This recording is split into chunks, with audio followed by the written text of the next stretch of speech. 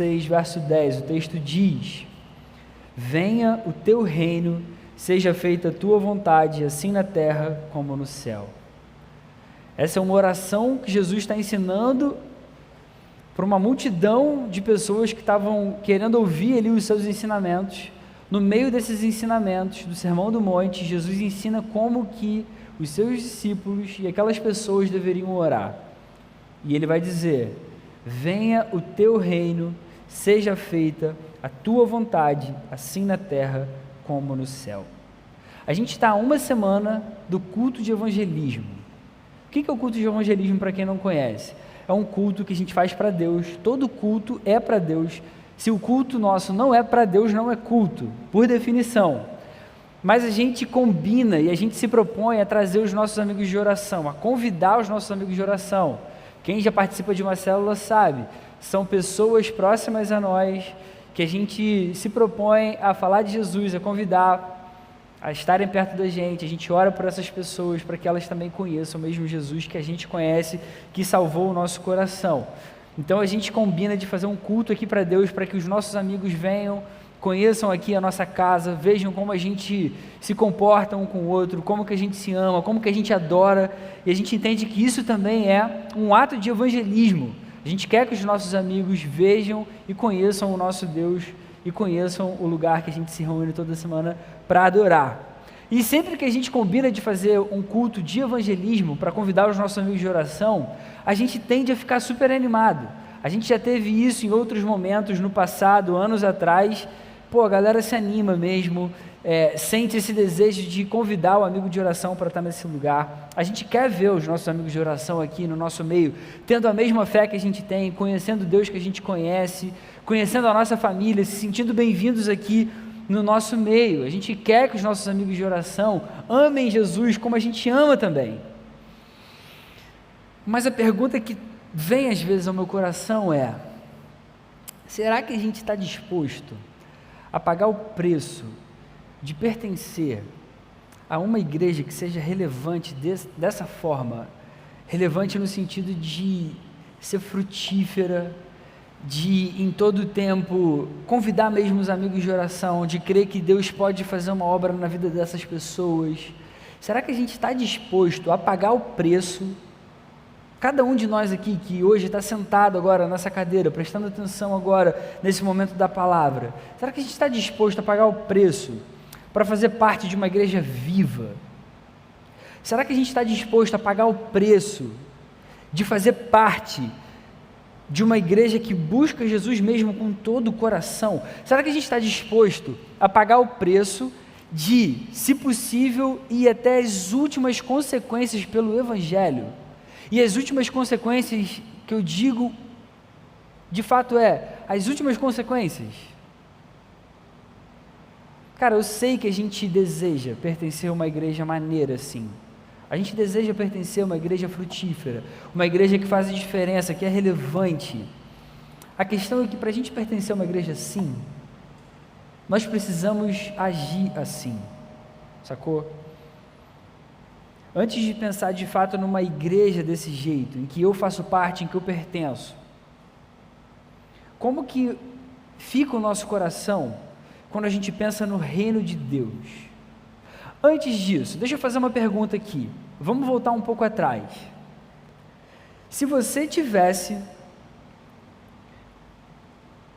por algum motivo, ou se você alcançasse toda a fama necessária, se você alcançasse o reconhecimento necessário a um nível mundial, por algum motivo, qualquer que seja, imagina que você tenha o alcance de um cara como o Neymar, que tem não sei quantos milhões de seguidores na conta dele do Instagram, qualquer coisa que ele faça vira notícia.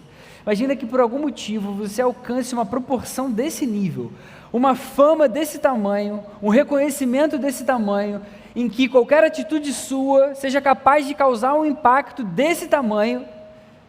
Pensa nessa cena, e aí eu vou fazer a seguinte pergunta para você: o que você estaria disposto a fazer para que aquilo que você considerasse o mais importante para toda a humanidade acontecesse? Suponha que você receba o reconhecimento necessário, a fama necessária, o poder necessário nas suas mãos agora, nesse momento. O que você faria, o que você estaria disposto a fazer para que aquilo que você considerasse o mais importante para toda a humanidade fosse feito de fato? Eu tenho certeza que eu ouviria aqui várias respostas, de cada um que está sentado aqui. Algumas seriam superficiais, porque isso às vezes é tão distante da gente que a gente não consegue imaginar. Outras talvez fossem mais profundas, mais intensas. Alguns anos atrás eu pensei nisso, me veio esse questionamento. O que eu estaria disposto a fazer de fato para viver uma vida relevante? E eu pensei bastante em Jesus nisso tudo. Porque Jesus viveu assim no nosso meio, Ele viveu assim entre nós. Jesus fez todo o possível para que aquilo que era o mais importante para a humanidade pudesse acontecer.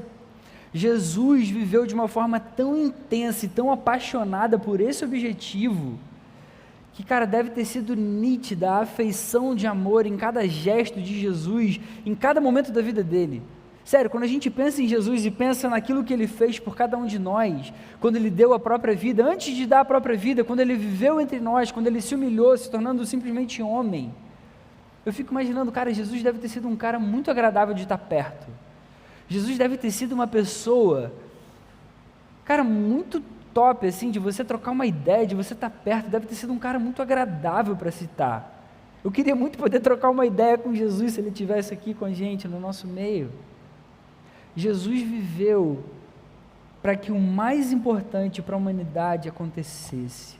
Jesus viveu no nosso meio e Ele se entregou para que o reino do Pai fosse estabelecido no nosso mundo e assim a humanidade pudesse ser redimida. Jesus, Ele tinha um propósito muito claro, muito definido. Num determinado momento Ele prega o Sermão do Monte, você pode encontrar isso em Mateus, nos capítulos 5, 6 e 7. Se acabar o som, não tem problema não. O Pablo não voltou aqui. Voltou? Beleza. No determinado momento ele prega esse sermão, o Sermão do Monte, capítulos 5, 6 e 7 de Mateus. Eu vou tentar ir no agora, beleza? Cuidado. Mas se ficar assim, vai tirar a atenção de todo mundo. Tá dando para ouvir? Deus tem misericórdia, eu vou tentar agora até o final, vamos lá. No determinado momento ele prega o Sermão do Monte, Mateus capítulos 5, 6 e 7. E aí ele vai ensinar uma oração aos seus discípulos, e no meio dessa oração ele vai falar sobre isso. Ele vai ensinar os discípulos a pedirem que o reino venha. Venha o teu reino. Jesus ensina a gente a pedir que o reino do Pai venha até nós. A gente já falou muito sobre avivamento aqui na Igreja Oceânica, aqui no Gol. O avivamento, ele se concretiza no estabelecimento do reino. Quando o avivamento acontece, o reino de fato de Deus, ele se estabelece no nosso meio. Se a gente vive como quem tem um rei de amor, as pessoas vão perceber que as nossas atitudes dão credibilidade ao fato de que o amor verdadeiro existe. Está difícil prestar atenção, mas um monte de gente aqui. Vou estar passando uma transição, certo? Vamos voltar aqui. Vamos lá, deixa eu voltar a falar. O estabelecimento do reino, ele acontece, o avivamento vem, de fato, quando o Espírito se derrama no meio do seu povo, no meio da igreja, e de fato a gente vê corações se arrependendo, a gente vê vidas sendo entregues a Jesus de forma genuína. Cara, isso é o reino vindo, isso é o reino vindo. Se a gente vive em amor de fato, entre nós, como quem tem um rei de amor, as pessoas vão perceber que as nossas atitudes dão credibilidade ao fato de que o amor verdadeiro existe. Se a gente vive em santidade e verdade, como quem tem um rei santo e justo, as pessoas vão dar credibilidade ao fato de que existe de fato justiça, honestidade e santidade. Se a gente vive em paz, com o coração em paz, como quem tem um rei de graça, as pessoas vão perceber que as nossas atitudes dão credibilidade ao fato de que existe esperança para aquelas pessoas que sabem que não mereciam de nada. Se a gente começa a viver o evangelho verdadeiro, entendendo que o nosso rei é quem permite que essas coisas sejam possíveis, de fato, o reino começa a existir no nosso meio. Quando o reino vem, o mundo recebe a bênção de um Deus que ele ainda não conhece, mas faria de tudo para conhecer se tivesse a certeza de que ele é real, de que ele existe, de que ele é verdadeiro. Essa realidade precisa ser mostrada em nós e através de nós. Eu creio de verdade que esse reino é o que existe de mais importante para a humanidade. Na minha opinião, com base no que eu aprendo na palavra, o evangelho que foi dado a cada um de nós, esse evangelho que a gente crê, esse reino de Deus no nosso meio é o que existe de mais importante para a humanidade. Jesus, ele inaugurou esse reino. Jesus trouxe cada um de nós para esse reino. Agora, Jesus ensina a gente a orar e a pedir por esse reino e a viver para que esse reino de fato se estabeleça e cresça. Então, que lições eu queria compartilhar com vocês essa noite aqui, com base nesse trechinho dessa oração que Jesus ensina a gente a fazer. Primeira lição: para que o reino se estabeleça, para que o reino venha na nossa cultura, na nossa sociedade, é necessário que a vontade do Pai se cumpra, é necessário que a vontade do Pai seja feita. A oração ensinada é: venha o teu reino, seja feita a tua vontade na terra, seja feita a tua vontade. Venha o teu reino, seja feita a tua vontade aqui na terra. A pergunta que eu faço para você é a seguinte: você acha que a vontade de Deus sempre é feita? A vontade de Deus, se Deus é soberano, se Ele é todo poderoso, a vontade dEle sempre é feita no nosso meio? Essa pergunta às vezes é uma pegadinha. Na teologia, os teólogos vão tentar explicar o seguinte: existe dois sentidos com relação à vontade de Deus, e eles vão chamar como se fossem duas vontades de Deus, a vontade preceptiva e a vontade decretiva. O que é isso? Uma vontade de Deus é a vontade dos seus preceitos, é aquilo que Ele revelou para nós por meio da sua palavra. Nesse sentido, a vontade de Deus nem sempre é realizada no nosso mundo. Não é à toa que existe pecado, não é à toa que existem pessoas que não amam Jesus como a gente ama. Nesse sentido, as pessoas não obedecem à palavra de Deus, não obedecem à sua vontade, e Deus não impõe a sua vontade de uma forma maluca, fazendo assim: você vai fazer minha vontade, cumpre aqui o que eu quero que você cumpra. Não, Ele mostra a vontade dEle de uma forma geral, pela sua palavra, pelos seus preceitos.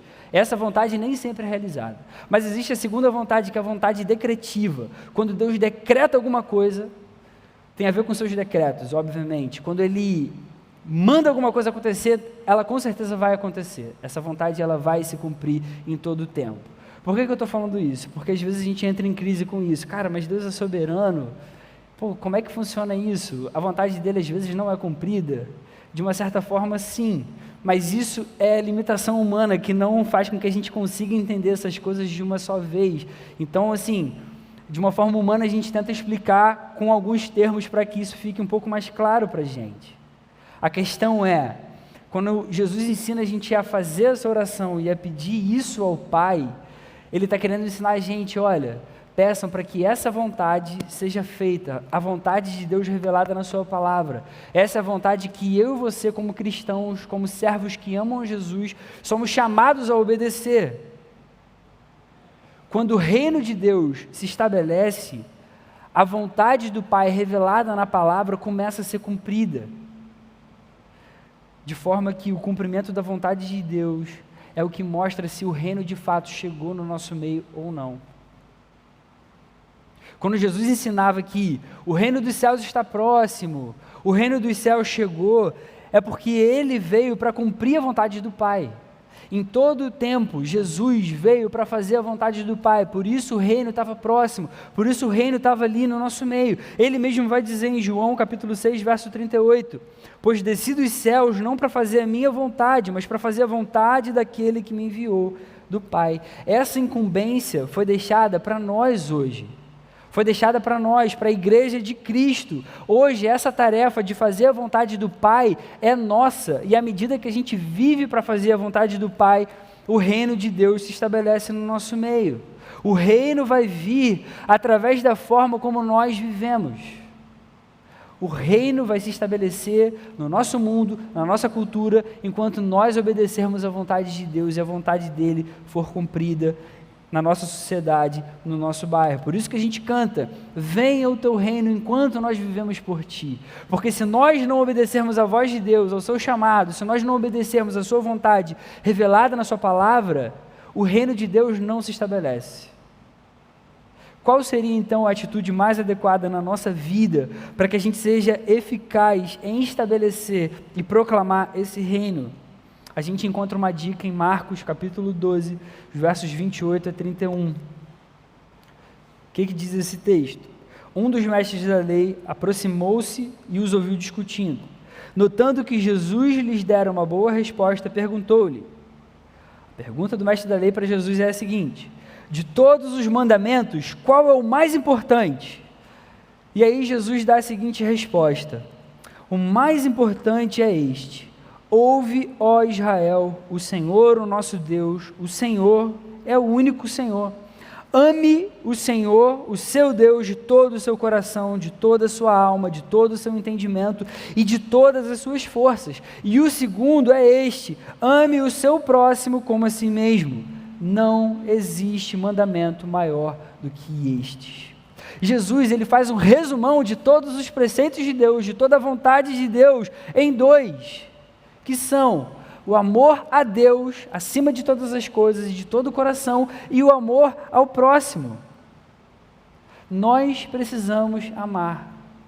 Nós precisamos aprender a amar. O reino, ele só consegue ser mantido através do amor. A gente precisa amar o nosso Deus acima de todas as coisas. A gente precisa amar os nossos irmãos. A gente precisa amar o nosso próximo. A gente precisa amar até mesmo os nossos inimigos. E isso é muito difícil. É muito difícil. Mas Deus, ele se revela como sendo o próprio amor. Deus é amor. Quando a gente aprende sobre a vontade de Deus na palavra, a gente vai perceber que o propósito de Deus, a vontade de Deus, tem a ver com o propósito dele em abençoar a humanidade através de Cristo. A vontade de Deus tem a ver com seus mandamentos, tem a ver com a sua escolha, tem a ver com o seu desejo, tem a ver com o seu prazer, com a sua satisfação, mas principalmente com a revelação de Jesus morto naquela cruz e ressuscitado. A principal vontade de Deus para nós é nós entendermos que Jesus foi revelado, Jesus morreu e ele ressuscitou. Seja feita a tua vontade, e é especialmente o desejo do Pai na revelação de Jesus. De uma certa forma, é como se a gente aprendesse que Deus quer abençoar a humanidade quando o reino vem, através de Cristo, e do amor que nós temos um pelo outro, uma vez que o maior mandamento de Deus é amar. Amar a Deus e amar o próximo. Eu, sinceramente, eu não consigo imaginar alguém que faça qualquer coisa na vida bem feita, sem amor. Tudo que nós fazemos só vai ser bem feito se tiver amor envolvido. Há muito tempo atrás, Marcão, fazendo uma pregação aqui, falando sobre família, sobre filhos, em determinado momento ele fez a seguinte afirmação: se os filhos não aprenderem a amar Jesus, eles nunca vão amar os seus pais de verdade. E essa afirmação, ela é real, ela é verdadeira. Só que isso vale para todas as áreas da vida. Se a gente não aprender a amar Jesus, a gente não vai amar ninguém de verdade. A gente sempre vai ter um amor egoísta.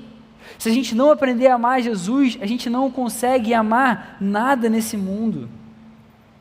O amor de Deus por cada um de nós, ele é lindo. A gente precisa reconhecer esse amor na nossa vida e deixar que esse amor nos guie. O ápice do amor de Deus por nós é a revelação de Jesus Cristo. Eu me lembro de um fim de semana de treinamento há muitos anos atrás, com aquela professora que veio dar aula aqui, a Marlise Ed, não sei se vocês vão se lembrar, ela deu uma aula sobre o Antigo Testamento aqui. E é muito legal que ela vai trazendo várias questões para a galera ir pensando, e ela vai respondendo, e eu me lembro, cara, que eu conversei com ela no intervalo desse fim de semana de treinamento, e eu fiz a seguinte pergunta para ela, porque não sei porquê, no meio da aula dela, me veio esse questionamento, e eu perguntei para ela assim: você concorda que a maior prova de amor de Deus pela humanidade foi a morte de Cristo na cruz? O que você responderia? Você concorda que a maior prova de amor de Deus pela humanidade foi a morte de Jesus naquela cruz? Ela falou, sim, foi uma das maiores. Aí me veio a seguinte pergunta: se o homem não tivesse pecado, se Jesus não precisasse morrer numa cruz, como Deus demonstraria, ou qual seria a maior demonstração de amor dele por nós? Se a maior demonstração é Jesus morto na cruz. Eu fiquei com esse questionamento, e ela me deu uma das respostas mais brilhantes que a gente poderia ouvir, enfim, e poderia falar. Ela falou, se o homem não tivesse pecado, o amor de Deus pela humanidade seria mostrado pela revelação de Cristo sem a cruz. Sabe por quê? Porque Jesus, ele é o centro de todas as coisas. Por meio dele, todas as coisas foram criadas, e todas as coisas foram criadas por meio dele e para a glória dele. Então, de alguma forma, ele seria revelado sem a necessidade da cruz, mas a cruz foi necessária, infelizmente. Quando a gente entende essa verdade, a gente começa a viver uma vida cheia de amor pelo nosso Deus e pelo nosso próximo. E é assim que o reino vem, é assim que o reino se estabelece, é assim que o reino do nosso Pai pode ser visto por todas as pessoas. A segunda lição que esse texto traz para a gente é que não existe nada melhor do que a vontade do Pai, uma vez que o céu é firmado por ela. Se o céu é firmado pela vontade do Pai, não existe nada melhor. Eu estou partindo do pressuposto que o céu é a melhor coisa que pode existir para todo mundo.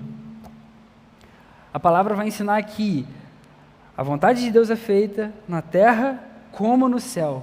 Quando o reino se estabelece, a vontade de Deus de fato, ela acontece aqui no nosso meio, na terra, e é assim que a gente tem que orar, e é isso que a gente tem que pedir a Deus, como no céu. No céu a vontade de Deus já é feita. No céu a vontade do Pai é a vontade que reina. Tudo acontece exatamente como Ele sempre quis, como Ele quer. A vontade de Deus no céu é absoluta. A vontade de Deus no céu é decretiva o tempo inteiro, porque ela sempre vai acontecer. Por isso o céu é perfeito. O céu é perfeito não só por ter sido uma criação especial de Deus para aqueles que seriam resgatados e redimidos por Jesus, mas o céu é perfeito por ter a vontade de Deus sempre satisfeita, sempre sendo realizada. Não existe nada mais perfeito, belo, agradável do que a vontade de Deus para nós. Mas às vezes a gente vive sem entender essa verdade de fato. Sabe aqueles programas de auditório que já tiveram assim no passado, que bota uma pessoa assim com um fone de ouvido, com uma música muito alta, e aí vai passando um monte de coisa assim para a pessoa escolher, e ela fala sim, não, aí fala assim, você trocaria essa casa de 3 quartos com um carro na garagem por uma casca de banana? Sim! Aí você fica, não, que burro, como é que esse cara fez isso? Sabe esses programas de auditório? Às vezes, a sensação que dá é que a gente vive a nossa vida como se a gente estivesse assim. E aí Deus dá para a gente coisas maravilhosas estão disponíveis para nós, e a gente fica respondendo como se a gente não estivesse ouvindo nada. Não, não quero isso para mim. E a gente fica de fora, meu Deus, que coisa burra a se fazer. A diferença é que sempre vão ter coisas sendo oferecidas que são boas, que são agradáveis, que são perfeitas para a gente. Só que às vezes o nosso coração está tão endurecido, a gente está tão cego, está tão surdo que a gente não consegue perceber. Quantas vezes a gente troca um tempo precioso de devocional, em que a gente poderia sentir a paz de ouvir a voz de Deus, por horas na TV, por horas vendo uma série que a gente gosta? Quantas vezes a gente troca um tempo precioso de serviço aqui na igreja, em que a gente poderia ser útil com um dom que Deus deu para cada um de nós, pelo sofá da nossa casa, porque a gente está muito cansado, porque a gente está com preguiça demais para servir, para se oferecer ao nosso Deus? Quantas vezes a gente troca um tempo precioso de comunhão com os nossos irmãos, com os crentes em Jesus, na nossa célula, no encontro como um culto assim aos sábados ou aos domingos, ou nas reuniões que a gente tem aqui na igreja, por outra coisa que a gente acha que é melhor ou mais confortável na nossa vida? a gente precisa entender que a vontade de Deus para nós, revelada na palavra, sempre vai ser melhor do que qualquer outra coisa que a gente possa imaginar, que a gente possa pensar em toda a nossa vida. Toda vez que a gente obedece e cumpre a vontade de Deus, a gente está se preparando para viver a eternidade com Ele. A vontade de Deus sempre é perfeita, mesmo quando ela não parece para a gente. A gente precisa aprender a confiar nessa vontade. Muitas vezes, a gente esquece da nossa eternidade. Cara, mas tenta imaginar mesmo o céu como a eternidade, a continuação da sua vida aqui, sem mais pecado, sem mais erro, sem mais defeito, não aquela coisa folclórica, uma nuvenzinha branca com as coisas todas brancas e o mundo cor-de-rosa. Não, a gente crê que o céu, que a eternidade vai ser essa terra aqui restaurada, refeita, e nós vamos ter um corpo glorificado também refeito, e vamos viver na presença de Deus para sempre. O céu vai ser assim. E aí eu fico imaginando Jesus falando com os seus discípulos, ensinando a sua oração. Olha, quando vocês orarem, falam assim: Senhor, venha o teu reino, seja feita a tua vontade, assim na terra como nos céus. E Jesus tentando falar para os seus discípulos: olha, o céu já é assim, acredita que essa é a melhor coisa que pode acontecer com vocês. Façam a sua oração para o Pai, façam sempre a sua oração para o Pai. O céu é cheio do amor do Pai, é cheio da vontade dele sendo satisfeita. E se no céu a vontade dele é plenamente satisfeita, então não existe nada melhor do que a sua vontade para cada um de nós. Terceira lição que esse texto ensina para a gente é que venha o teu reino, é a oração e o desejo de todos os que amam a Cristo.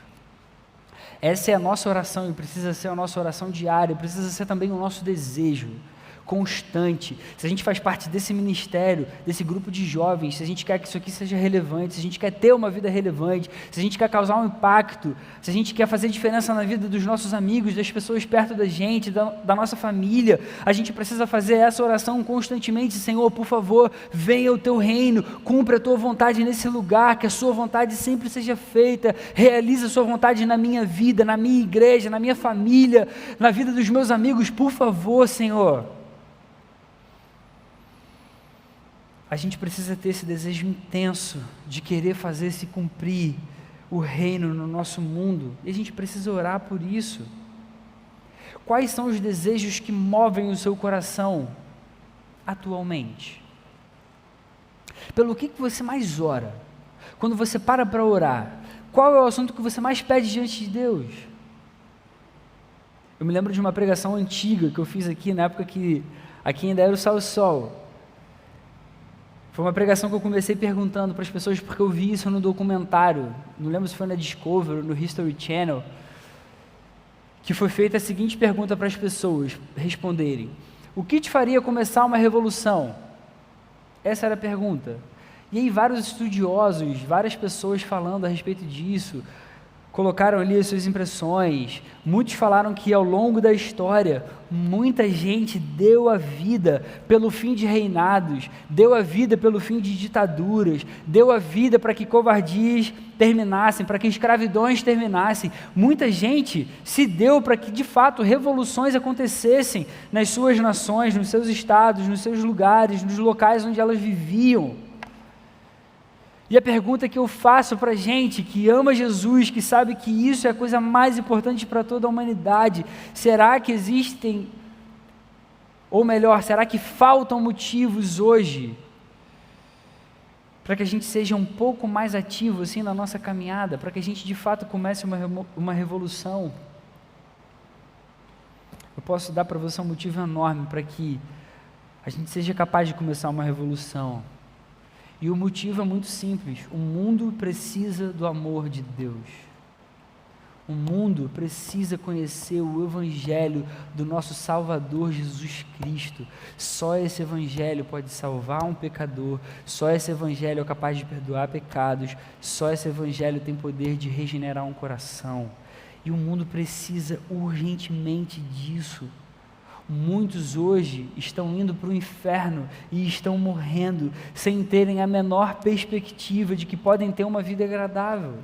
Muitos hoje estão caminhando para o inferno sem nunca terem se sentido amados de verdade. Muitos hoje estão indo para o inferno sem nunca terem experimentado paz verdadeira. E a gente tem acesso a isso. E a gente conhece isso. Quando o reino de amor vem, os problemas da humanidade são solucionados. Isso é o que o mundo mais precisa. Por isso a gente deve ter o desejo ardente de fazer o reino vir. E por isso a gente deve pedir isso constantemente em nossas orações. Enquanto a gente viver com esse desejo, a gente vai se tornando luz para esse mundo que está em trevas. Se Jesus ensina a gente a pedir o reino em oração, então isso precisa ser o nosso maior desejo. Como que a gente coloca tudo isso em prática na nossa vida? O que a gente vai fazer de diferente com tudo isso que a gente aprendeu? Em primeiro lugar, a primeira aplicação, renda-se à vontade do Pai e pare de impor a sua. Renda-se de uma vez à vontade de Deus. A gente não deve viver como se a gente soubesse o que é melhor para a nossa vida. A gente precisa ler a palavra, a gente precisa correr atrás da vontade do nosso Pai revelada aqui todos os dias. Na maioria das vezes, a gente precisa aprender a ouvir a voz do nosso Deus. Muitas vezes a gente não consegue ouvir o que Ele está querendo de nós, mas aquilo que Ele quer falar com a gente já está revelado nas Escrituras. Por isso é importantíssimo a gente aprender a amar a palavra. Por isso esse é um dos motivos em que a gente sempre ora, quando a gente ora pelo Gol, que os jovens desse lugar amem a palavra, que a gente aprenda a amar a palavra com todo o coração, porque nela que a vontade de Deus é revelada para a gente. Então, querido, dia após dia, se coloque diante de Deus e com coragem, ouça o que Ele tem a dizer. A gente precisa de coragem, porque várias vezes a vontade dEle para a gente é diferente da nossa para a gente. E a gente precisa aprender a confiar no nosso Deus. E mais uma vez, uma dica que eu já dei aqui uma vez, vou repetir, aprenda a ficar em silêncio quando você orar e colocar todos os seus pedidos diante de Deus. Faz a sua oração, coloque os seus pedidos diante de Deus, adore a Deus e fica um pouco em silêncio. Medita naquilo que você leu. Espera um tempo para ver o que Deus vai falar ao seu coração. Se renda à vontade de Deus, o seu Senhor. Segunda aplicação para a nossa vida, ame mais. Aprenda a amar mais, como a gente falou. A vontade de Deus, revelada nas Escrituras, se a gente for resumir toda ela, como Jesus mesmo resumiu, ame o seu Deus de todo o seu coração e ame o seu próximo como a si mesmo. Então a gente precisa aprender a amar de forma intencional. Isso pode parecer estranho no primeiro momento. Como que eu vou ser intencional em amar? A gente precisa fazer assim. Quando a gente lê sobre o amor na palavra, a gente percebe que amor não é só um sentimento que a gente tem por outra pessoa. Amor não é só um sentimento, amor envolve também sentimento, mas é muito mais do que só sentimento. A gente vai perceber pela palavra que amor é atitude altruísta, amor é atitude paciente, amor é agir, é a gente colocar em prática as coisas que a palavra ensina. Quando a gente lê 1 Coríntios 13, a gente percebe ali de fato o que é amor. O apóstolo Paulo ele vai escrever: o amor é paciente, porque assim, é difícil a gente definir o amor, porque o amor é muito mais complexo, como eu estou falando, não é só um sentimento. Aí ele fala um monte de adjetivo para a gente tentar entender. O amor é paciente, o amor é bondoso, não inveja, não se vangloria, não se orgulha, não maltrata, não procura seus interesses, não se ira facilmente, não guarda rancor. O amor não se alegra com a injustiça, mas se alegra com a verdade. O amor tudo sofre, tudo crê, tudo espera, tudo suporta. Amor é isso aqui tudo junto, sendo colocado em prática. Nem sempre a gente vai demonstrar amor, ou a gente vai conseguir amar com aquele sentimento gostoso do nosso coração, que a gente queria ter sempre, porque amor não é só sentimento. Essa é a ideia, por exemplo, de amar o inimigo, que Jesus vai ensinar. Não é fácil, não é agradável amar o inimigo, não é um sentimento gostosinho no coração, poxa, amar o inimigo é tão maneiro. Não é. Amar a minha esposa, que me ama, que quer o meu bem, que faz de tudo para me ver feliz, é fácil, é mole amar a minha esposa. Mas amar um inimigo, que só quer o meu mal, que não quer o meu bem, isso é dificílimo. E a palavra vai ensinar a gente a amar com todo o nosso coração. O que conforta a gente é que Jesus vai ajudar a gente nessa tarefa. Tem uma moça chamada Nip Gies, foi a única sobrevivente de um grupo de 4 pessoas que ajudou uma família a esconder judeus dos alemães em Amsterdã, na época do nazismo. E ela falou o seguinte certa vez: Toda tentativa é melhor que a falta de ação. Uma tentativa pode fracassar, mas no caso da falta de ação, o fracasso é garantido. Essa é uma frase de efeito, é uma frase maneira, mas é uma frase maravilhosa para a gente. A gente deve fazer o máximo para demonstrar o amor de Cristo para as pessoas que ainda não conhecem, ainda que a gente venha fracassar nisso. Ainda que a gente não consiga em todo o tempo, a gente precisa se esforçar para demonstrar o amor de Jesus em todos os momentos. Lembrem-se, mais uma vez, o amor verdadeiro não é um sentimento gostosinho sempre, como se fosse o amor de um casal no filme romântico. Isso também é amor, isso também vai demonstrar em algumas vezes o sentimento que a gente tem um pelo outro, mas não é só isso. A palavra dá para a gente a descrição de tudo que a gente deve fazer para mostrar amor. Sempre que nós somos pacientes, nós estamos demonstrando amor. Sempre que a gente tem uma atitude de bondade, nós estamos demonstrando amor. Sempre que a gente luta contra a inveja no nosso coração, nós estamos demonstrando amor. Sempre que a gente se esforça para fazer justiça, nós estamos demonstrando amor.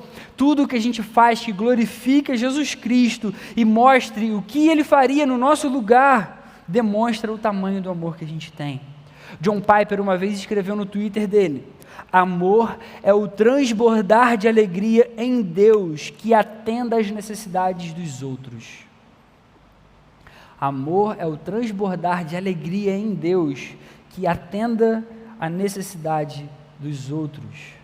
À medida que eu sinto prazer em Deus, à medida que eu encontro alegria verdadeira em Deus e só em Deus, ou melhor, em Jesus e só em Jesus, eu consigo atender as necessidades dos outros, porque eu paro de ser egoísta, eu paro de ser invejoso, eu paro de olhar para o meu próprio coração e eu começo a entender que a minha vida é para a glória desse Jesus. Amor verdadeiro é isso. O que a gente precisa fazer então de prático hoje, para que o reino de Deus se estabeleça na nossa cultura, na nossa sociedade, no nosso bairro? Uma excelente dica é começar a listar esses atributos de amor de 1 Coríntios 13. Você quer demonstrar mais amor, você quer amar de uma forma intencional? Então tente ser mais paciente. Se esforce para ser mais paciente. Você quer demonstrar amor de uma forma intencional? Então tente ser mais bondoso com as pessoas na rua. Com aquelas pessoas que você ainda não conhece, por exemplo. Tente ser uma pessoa agradável. Quando você falar com uma pessoa na farmácia, no ônibus, na padaria, dá um bom dia, seja uma pessoa agradável, você vai demonstrar amor. Lute contra a inveja. Comece a elogiar mais as pessoas perto de você. Quando elas fizerem uma coisa maneira, melhor que você, fala: cara, muito bem feito, pô, parabéns, muito top isso que você acabou de fazer. Isso é amar de forma intencional. Lute contra o rancor do seu coração. Tente não se irar muito rápido com coisas pequenas. Sabe a sua família, quando ela te irrita, se esforça para não se irritar assim, com a sua mãe, com o seu pai. Eu já vi gente dando um cutucão agora no amiguinho do lado aí. Se esforça para viver assim. Se você fizer isso, você vai estar amando de forma intencional. Sabe, na sua faculdade, aquela pessoa que é insuportável lá dentro da sua sala, ou aquele seu professor que é insuportável, se esforça para não ficar tão irritado com essas pessoas de uma forma rápida. No trânsito é a coisa mais difícil para mim. Cara, eu odeio o trânsito com todo o meu coração, mas se eu quero amar de forma intencional, eu preciso me esforçar para não me irar no trânsito. E assim a gente consegue colocar a palavra de Deus em prática. E à medida que a gente faz isso, cada vez mais, o reino de Deus se estabelece no nosso meio. O reino de Deus vem e o reino de Deus começa a crescer no meio da nossa sociedade, no meio das pessoas que a gente ama. Então a gente precisa aprender a amar cada vez mais e de forma intencional. Terceira aplicação para a nossa vida: ore mais pedindo que a vontade do Pai se cumpra no nosso meio. Essa foi a oração que Jesus ensinou, então vamos orar mais por isso. Jesus ensina a gente a fazer essa oração de uma forma frequente, a gente precisa orar cada vez mais. Sabe aquele seu amigo de oração? Sabe o seu amigo de oração? Você já desistiu dele, ou você ainda segue firme, crendo que Jesus pode converter o coração dele. Continua orando pela vida dele, para que o reino de Deus venha. Sabe aquele seu familiar que ainda não conhece Jesus? Você já desistiu da vida dele? Ou você ainda crê que Jesus pode tocar o seu coração, pode regenerar o seu coração? Quando a gente ora, a gente faz a vontade do Pai aqui na terra. Jesus ensina a gente a orar dessa forma, pedindo por isso, porque essa é a maneira que Deus deseja agir no mundo. Deus não quer fazer dos seres humanos um monte de marionete. Ele deseja que as pessoas o conheçam. E Ele deseja que nós, que já o conhecemos, vivamos para a sua glória, para que outros também conheçam, e também amem, e também desejem, e também queiram viver dessa forma. Então a gente precisa sempre colocar esses pedidos em oração, crendo que o Pai pode e vai atender. E a quarta aplicação, a aplicação bônus, já que semana que vem a gente vai ter um culto de evangelismo aqui, guarda essa no seu coração. Se você esqueceu tudo que foi falado até agora, guarda essa. Convide o seu amigo de oração para o gol da semana que vem. Convide o seu amigo para o culto da semana que vem. É um culto que a gente vai se reunir para cultuar a Deus, acima de todas as coisas. A gente vai demonstrar um amor pelo nosso Salvador, a gente vai cantar com todo o nosso coração, com toda a nossa voz, a palavra vai ser pregada, o evangelho puro e simples vai ser exposto. A gente crê que o Espírito, usando isso, pode tocar nos corações, e essa é a forma que Deus usa para agir no meio do seu povo. Então convida o seu amigo de oração. A gente crê que se a gente viver de acordo com a vontade do Pai, o reino vai crescer e vai se estabelecer. Eu creio que os nossos amigos de oração podem se converter de verdade. A gente quer que o reino venha. É isso que a gente busca na vida da igreja, viver de acordo com a vontade do Pai, de acordo com a vontade revelada dele nas Escrituras. Pô, sério, nada melhor do que um culto dedicado ao nosso Deus, em que a gente vai expor a verdade do Evangelho de uma forma pura e simples, para que os nossos amigos de oração ouçam e conheçam também a nossa casa, e conheçam também o nosso ambiente, e conheçam os nossos amigos que também amam Jesus. Nada melhor do que um ambiente assim. Então, ao longo dessa semana, ore bastante por esse momento, ore muito, jejue. Cara, sério, faça um jejum durante essa semana, e com coragem, faça o convite para o seu amigo de oração, convida ele para estar aqui semana que vem, para que ele ouça o Evangelho do nosso Salvador. E aí fica aqui a aplicação para a gente, vamos preparar um ambiente, esse ambiente aqui, ó, e o ambiente do nosso coração, para que de fato Jesus use tudo isso para tocar no coração desses nossos irmãos. Muitos são nossos irmãos e a gente ainda não sabe que são, porque eles só estão na escuridão por um tempo, e eles querem conhecer logo o nosso Salvador. Vamos fazer assim? Vamos convidar o nosso amigo de oração para a semana que vem? Concluindo, que essa seja a nossa oração. Que essa seja a nossa oração. Venha o teu reino, Senhor. Seja feita a tua vontade na terra. Seja feita a tua vontade aqui no Gol. Seja feita a tua vontade na região oceânica, no bairro onde a gente mora, como ela já é feita no céu.